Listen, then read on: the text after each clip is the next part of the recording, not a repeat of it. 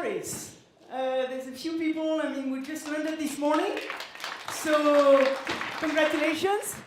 Actually, Natalie and Sky just made it to the airport. I was kind of stressed because they're going to be among the first to speak this morning. So, again, thanks very much.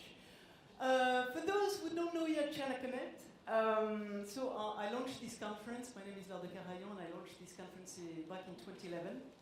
The idea was very simple.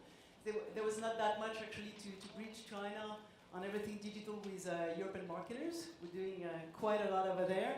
So the idea was making it easier in bringing here to Paris China-based professionals in the fields of digital. So obviously, mostly about social content, commerce, and data. So we've been doing this for 9 years. Thanks actually to all the more than 350 something speakers who contributed so far, to all our sponsors who've been supporting us along the way as we were, really trying to inform the market, make them aware about this wave that we saw coming step by step, and that actually nowadays nobody doubt about. So for these 2 days, we've decided to dig into the topic of the experience economy. And when I discuss this, along also with our partners, Air Paris, who is here in the audience already, IOMA, Ping Pong Digital, We Are Social, Splio, Beijing Cloud, and Chronopost. The idea was, the theme is kind of mainstream, obviously, from, I would say, New York to Milan, Singapore, whatever.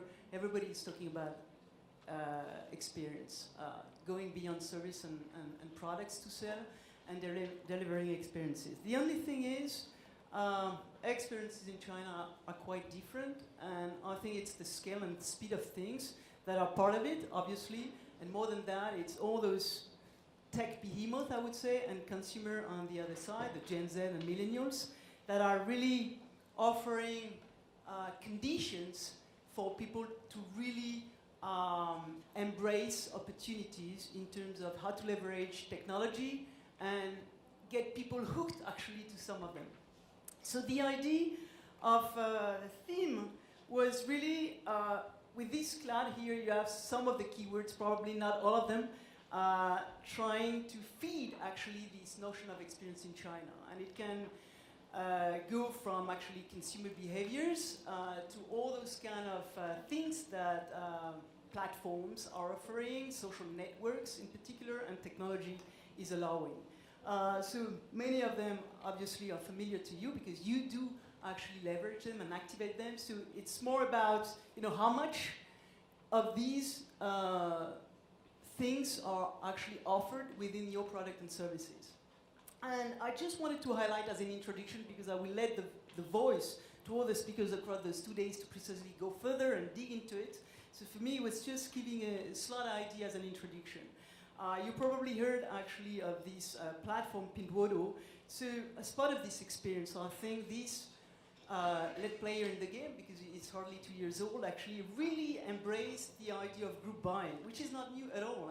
Groupon, who came to China something like a decade ago when they signed with Tencent to move forward, actually they didn't really integrate, that didn't work. But today, what Pinduoduo is doing is really actually embracing this idea of the Chinese who love to do things together and with the purpose, with the objective to bargain, to get something that is very much value for money. So embracing something that really makes the Chinese apart, it's the capacity to mobilize in a short amount of time to really get access to something really particular. And one thing that I think we're going to hear also across those 2 days is those offerings and those platforms are performing quite well beyond top-tier cities, actually. And that's one thing that is common to a lot of players I think we're going to hear about. It's not that top-tier cities are over yet, of course, but definitely the growth is also in those lower-tier cities, and they are doing pretty well over there.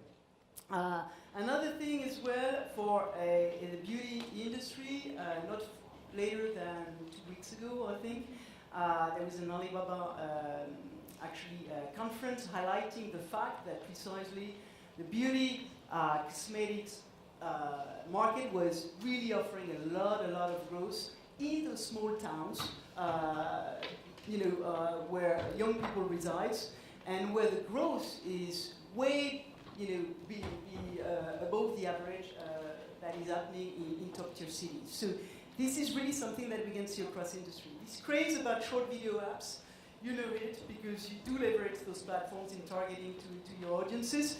Actually, Weichu is one of them, who is also penetrating very high in those smaller towns, versus TikTok, who is actually much stronger in top-tier cities. And the reason why those people are really embracing those platforms in lower-tier cities is also a question of time. They have more time to kill than people living in urban places, and that's an amazing opportunity for people in terms of experience. Another thing I think which is also interesting in terms of fitting this notion of experience is the sense of community, and I think that's something very special to China. It's this notion of belongings, and when you see these platforms, Bilibili, that has been going on for a couple of years already, there's a funny thing, but if you want to sign into this platform, you pass a test. And it's funny to see that actually this test was, done by a huge number of people. And it's, again, if you succeed, if you enter these platforms, you have this sense of belonging to a community. And this notion of community goes way beyond. Actually, if you see this smart speaker in the IoT business, a brand called Combo that we invited actually in Shanghai last July, is also empowering the notion of community within districts or buildings where you have thousands of people living together. And what do? Is that they consider you have an amount of people, thousands of them, and why not actually have them gather and again take advantage of some special conditions, be it precisely lower prices product. So this notion is very interesting. The live streaming phenomenon is something as unique in terms of experience. It exists everywhere, obviously, but the way it exists in China is definitely, optimized in the sense that the scale of things and the way people are just crazy in, putting themselves on a screen, watching the others as well, and making money out of it is in a dimension that is probably unmatched. And actually, at the end of the day, you'll see a documentary that is showing us how much this live streaming business is a part in China versus the rest of the world. One thing to keep in mind in terms of these experiences, Beijing obviously is looking and is watching very closely, and it's not sure that everything is going to be allowed. It has been restricted already in the past. It keeps on being restricted, sometimes censored. So we'll see how much people find other ways actually to embrace those platforms to communicate.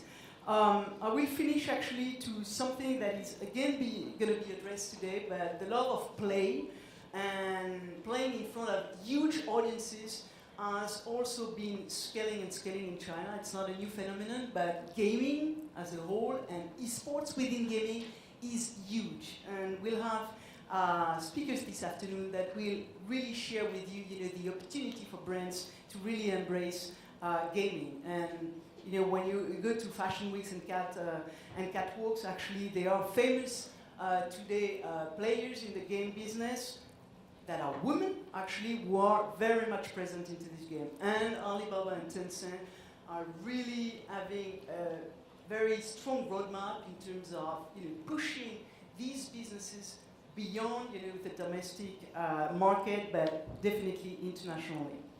And I think last but not least, there's always something that is offering an experience is how much there's a gamification of the Beijing agenda. I mean, 2 years ago, every year, every 6 months, there's something that allows people to really be hooked somehow in listening to the government and playing with it. So in terms of roadmap, last year, a year and a half ago, there was this game where people were enticed actually to clap after the Xi Jinping